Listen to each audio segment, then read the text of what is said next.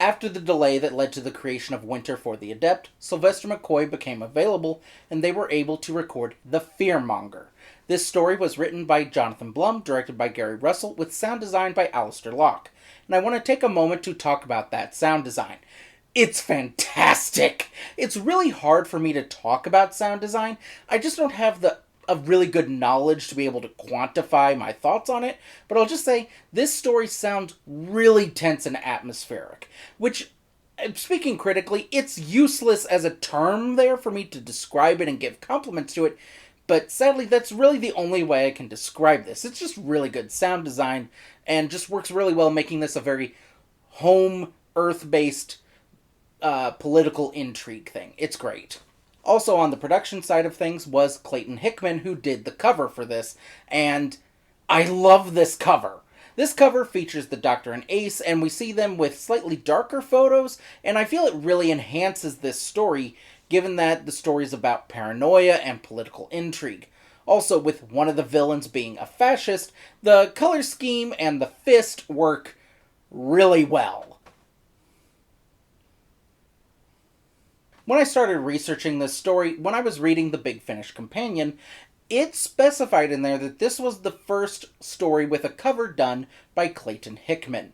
And I thought, they would only say that if he was A, good, and B, did a lot of covers. So I looked at the Big Finish website, and it's only basically all of the 1 to 50 range, and all of them are my favorites, not you. Also, he did the Unbound stories and the Dalek Empire stories. Like, the first 4 releases, it seemed like the cover artists were just going, okay, we can't figure out how to make the covers using old promotional photos, and then Clayton just came in and said, what, like it's hard? I even looked on the TARDIS wiki, and it looks like he is to the individual stories what Lee Binding is to the collection sets. He did a lot of them. How did I not realize this? When I found this out, I just had to put this in the video. But then I started thinking, I wonder who took over cover duties after Clayton Hickman left. And you'll never believe me, but it was Lee Binding! Everyone online jokes about there only being 12 filming locations for Doctor Who, and there only being 5 actors in Doctor Who, but apparently there's only 2 cover artists, and they're both amazing! Now, let's get on to the story of the writing of this story. Remember how when I was reviewing Land of the Dead, I said that it was written in a week because they had the Fearmonger ready, but Sylvester McCoy couldn't make it? Well, it turns out the Fearmonger was not the first script to go in that slot. Apparently, they had a story that would eventually become Shadow of the Scourge that was delayed due to, quote, a delicate political situation between the BBC and Virgin Books. I have no clue what that was about, but I'm glad this story exists. Anyway, Jonathan Blum was chosen to write this story, and he took a story idea that he had tried to make earlier in his career for BBV audio plays, and he had just put that away when BBV ran into problems with BBC Worldwide, so he took that out and reworked it into this script. And surprisingly, this story had a lot of writing problems initially. The inside story goes into an excruciating amount of detail. Like, it goes across 2 pages, but it's at minimum a full page of dialogue, just talking about the rewrites that went into it. Like, I can't even extract anything into a decent summary for this. It's just, there were a lot of problems, apparently. But all I can say is that the story's very coherent, so the rewrites were worth it. Okay, as we get into the main review portion of this is going to be different from my other videos because we're going to just start with basically the premise, then we'll talk about the characters, and then onto the main themes of this one, because unlike other stories that we've talked about so far, you really just need to listen to this story. It's a fantastic story that is, if anything, more relevant today than it was when it was released 26 years ago. We start from the perspective of an assassin getting ready to take a shot at a politician, who she's talking about, like, some racist policies she has and is trying to put through, and as she's campaigning. And as they go to shoot her, we then get a scene at a radio station afterwards. And I have to say, the entire start of this story feels straight out of the Seventh Doctor TV stories. In terms of the Doctor and Ace show up and them each having their own plan, and it's sort of just left up to the audience to catch up. And I really do like this. It feels like a natural continuation of the TV series. This would honestly feel quite at home in the 26th season or a hypothetical season 27 story. At the radio station, the radio host guy, I'm sure he was meant to be an analog for some specific British talk radio host, but for me, all I can think of is a type like, an Alex Jones or Joe Rogan, who are just the type to get on the radio and say, hey, no one's bad, it's okay, let's just listen to everyone equally, even though one of them is actively saying, hey, the immigrants are trying to kill us all, which is demonstrably not true, but everyone listens to them. This story is not relevant to modern times. As a quick aside, the radio host Mick Thompson, he's played by Vince Henderson, who is Sophie Aldred's husband. So that's an interesting thing to know. Now, on to the main characters featured throughout the story.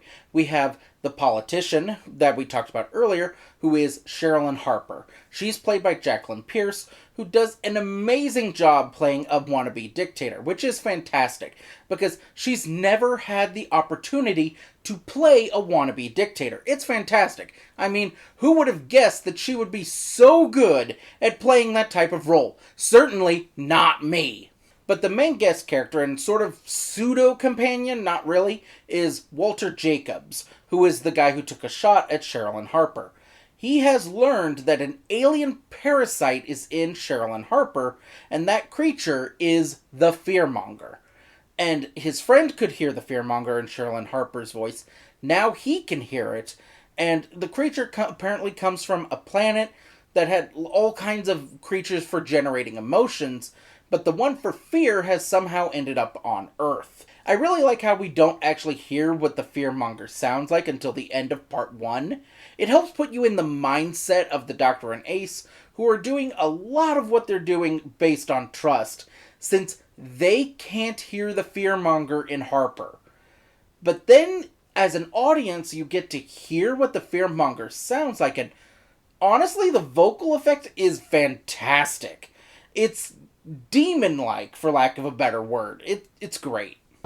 If you try to drive us out, we will drive you back where you came from. If you attempt to destroy the values which have made this nation great, I say we will destroy. To summarize the premise, the story is about the Doctor and Ace working to find Walter Jacobs and help him stop the Fearmonger without killing anyone. And I'll also say the cast for this is, like the best of Big Finish, very small, but it works really well, and there's enough work done to make the world feel much bigger than the cast size would let you believe. And now we're just going to talk about the story's themes, because it's surprisingly hard to talk about this story. But I can talk about some moments and how they feed into current politics, making the story incredibly relevant. This is a story about how fear creates fear, and how anxiety creates tension and paranoia, and how that furthers fear, and how destruction comes afterwards. But it also surprisingly comes from a very early 2000s place, where it assumes that revealing the secret truth of a conspiracy by a politician to further her own agenda would lead to everyone who previously supported the creator of the conspiracy would turn on them, because the evidence exists and no one is going to believe her saying, no, that's not true. And I don't really think anyone nowadays can fully believe that type of thing anymore. I certainly do hope it does. Please have something happen soon. Please. One line I really want to talk about comes from part 2, where Ace and the Doctor are trying to leave a trap for the Fearmonger in Sherilyn Harper's office, and someone reveals that they're there doing something, so they have to leave. And the person who's turned them in later says, she's a bigot, but she follows the laws. Which really says everything about then and now.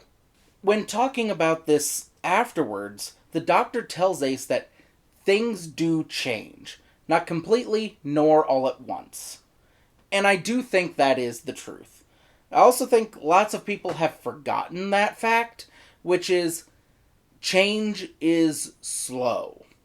We got where we are in America now really slowly, and it's going to take time to get out of it. It is genuinely really hard to talk about this story and not relate it to modern politics in America.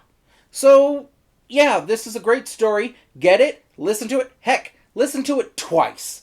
This is a story I specifically saw on CD because it's just that good. I really enjoy it. I'll also say there is a reason I didn't talk much about the plot in this, and that's because this story is more about what it's saying than how it's saying it. But also, just go listen to it. It's part of Big Finish's cheap releases. It's even on Spotify for free. Go listen. It's great.